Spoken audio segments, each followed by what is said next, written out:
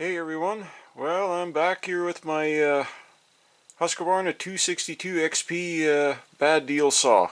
Finally got a chance to work on it here now. Got some cold weather here and in the shop here this evening, spending a little bit of time here. I made fire in the furnace here, so figured while it's nice and warm in the shop I might as well spend the evening here after I'm done with everything else and gonna work on this saw and get this sucker put back together.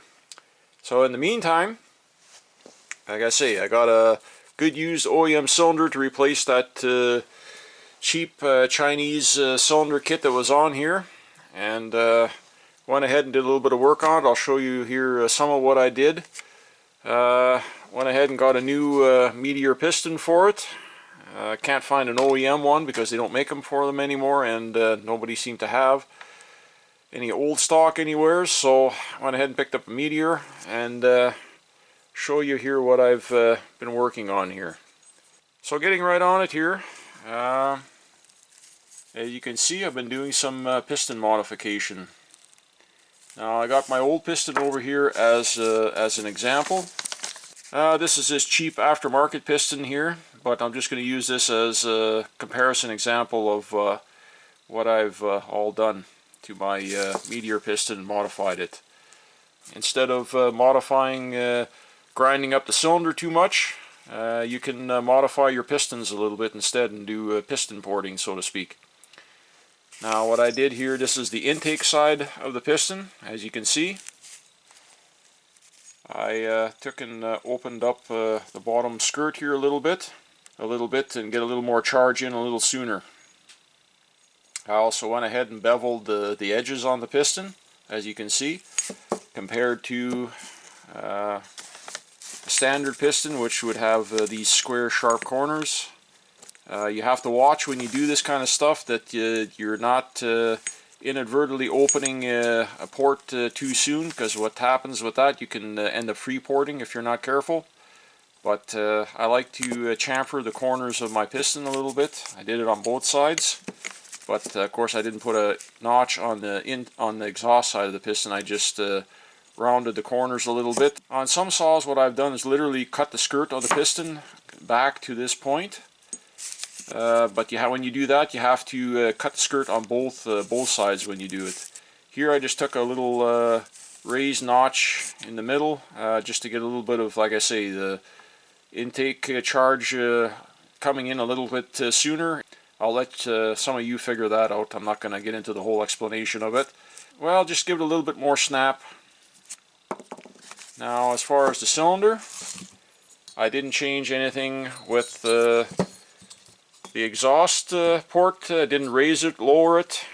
I did polish it. I went ahead and used extra fine emery cloth on my Dremel. I have a special bit that I made that I can go in and clean up the port and polished it out. I don't do this for performance work on the exhaust port. What I'm doing when I polish it is to reduce or try to get rid of carbon buildup on the exhaust port, so that I don't get any carbon hang-up or anything that might eventually at some point feed back into the cylinder to do damage to the piston. To me it's important to keep these as clean as possible and to eliminate hang-ups for carbon. Didn't change anything there as far as lowering or raising the roof of the intake port, but I did texture it, and I'll show you. I've been talking about this for a while now when I talk about texturing my intake. What it is I don't know if this is going to show. No, it's not. There we go. I literally potchmark all my intake port. I give it a golf ball effect, and the reason I do that is to hopefully increase velocity. Anybody knows a rough or textured surface usually ends up speeding up velocity going on the suction intake side of an intake. This cylinder is actually a pretty nice clean OEM, an original.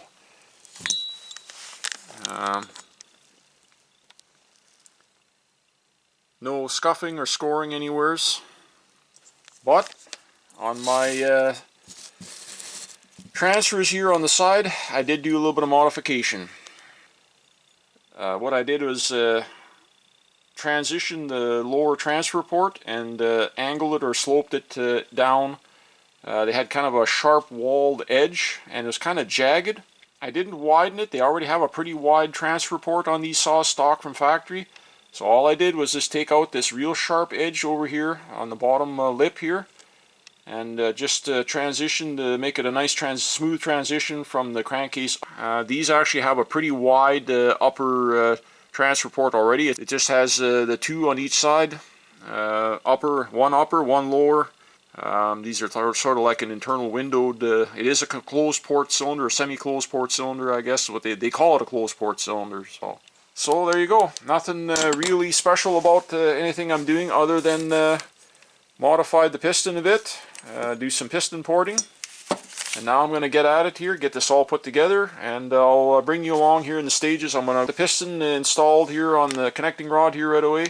I'll just do little snapshots here as I move along here. I'm going to go ahead and then get my cylinder back on, and I'm going to go ahead and use some Moto Seal or anything like a 3-bond, Honda Bond, Yamaha Bond, any of those sealers, 3M 1184, anything along in that that's a gas resistant motorsport for 2-stroke engine assembly. That's what you use.